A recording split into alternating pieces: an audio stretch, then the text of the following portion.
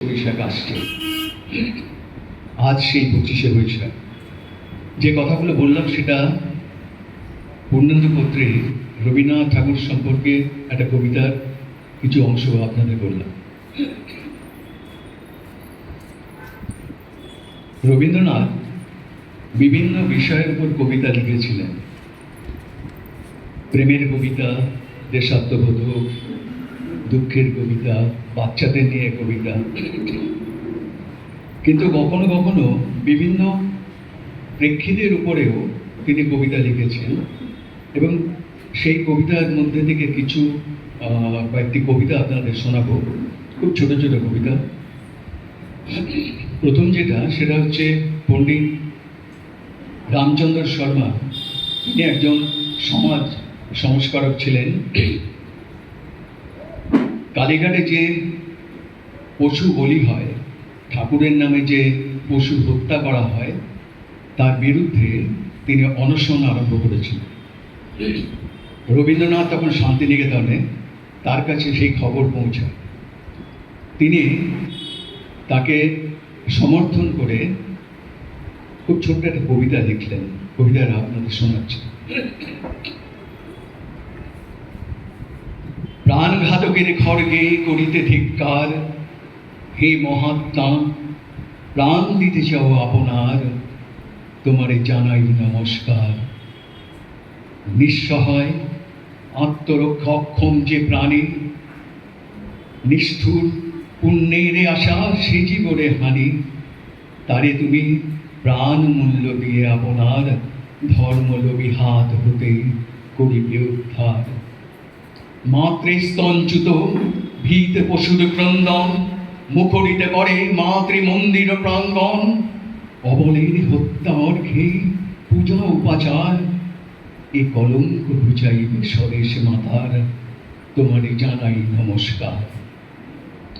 নিঃসহায় আত্মরক্ষা অক্ষম যে প্রাণী, নিষ্ঠুর পুণ্যের আশা সে জীবের হানি, তারে তুমি প্রাণ মূল্য দিয়ে আপনার, ধর্মলোভী হাত হতে করিবে উদ্ধার, তোমারে জানাই নমস্কার। কাজী নজরুল ইসলাম তখন বিপ্লবীদের উদ্বুদ্ধ করার জন্যে একটা পত্রিকা বার করতেন, ধূমকেতু। সেই ধূমকেতুর পত্রিকাতে রবীন্দ্রনাথের একটা আশীর্বাণী চেয়েছিলেন। রবীন্দ্রনাথ সেটা খুব ছোট্ট কবিতার মধ্যে দিয়ে সেটা পাঠালেন, এবং কি মারাত্মক কথা তার মধ্যে দিয়ে রয়েছে। রবীন্দ্রনাথের যে মানসিকতা, দেশাত্মবোধ, সেটাও কিন্তু তার মধ্যে ফুটে ওঠে। কাজী নজরুল ইসলাম কল্যাণী এসে, আয় চলে আয় রে ধূমকেতু, আধারে বাঁধ অগ্নি সেতু, দুর্দিনের এই দুর্গ শিরে উড়িয়ে দে তোর বিজয় কেতন। অলক্ষণের তিলক রেখা রাতের ভালে হোক না লেখা, জাগিয়ে দে রে চমক মেরে আছে যারা অর্ধ চেতন। এটা রবীন্দ্রনাথ লিখলেন। আমার শেষ কবিতা। রবীন্দ্রনাথ তার ভাইপো মানে সত্যেন্দ্রনাথের ছেলে, তখন 13 বছর বয়স, এবং তার বোন ইন্দিরা দেবী, তাদের নিয়ে তার দাদা সত্যেন্দ্রনাথ তখন অস্থায়ী জাজ নাসিক, সেখানে বেড়াতে গেছে, কিছুদিন রয়েছে। তারপরে তার ভাইপোর স্কুল খুলে গেল, বাড়িতে চলে এসছে কলকাতায়। রবীন্দ্রনাথ নাসিকে রয়ে গেলেন। অনেকদিন হয়ে গেছে, প্রায় 1 মাস 1.5 মাস, কোনো খবর নেই। তখন তার টেলিফোন ছিল না, চিঠি নেই। তখন রবীন্দ্রনাথ ওকে একটা চিঠি লিখলেন।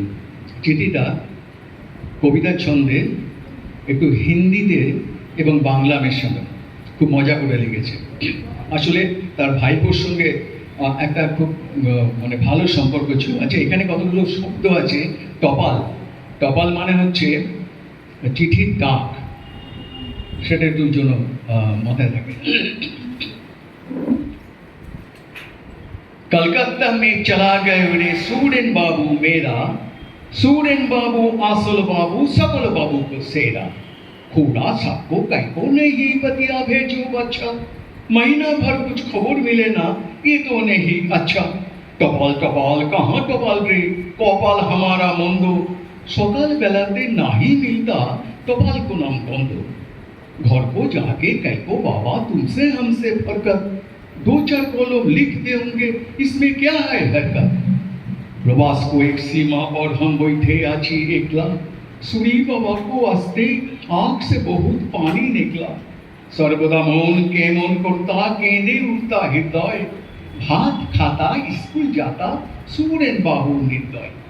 मन का दुखे हु हु करके निकले हिंदुस्तानी, असंपूर्ण ठिकता काने बंगला को जवानी। मेरा ऊपर जुलुम करता तेरी बहिन बाई, की करेंगा कोथा जंगा भेबे नहीं पाई। बहुत जोर से गाल टिपता दोनों आंगली देके, बिला दिए कि कोई नहीं बजना बजाता ठेके ठेके। कभी कभी निकट आके ठोक में चिमटी काटता, कांची लेकर कोकड़ा कोकड़ा चूल गुलो सब छाटता। जज साहेब कुछ बोलता नहीं, रोका करबे केटा, कहाँ गए रे जज साहेब की बेटा। गाड़ी जाके लाटिन पड़ के तुम तो जाता स्किल, ठोके नाके चिमटी खाके हमारा बहुत मुश्किल।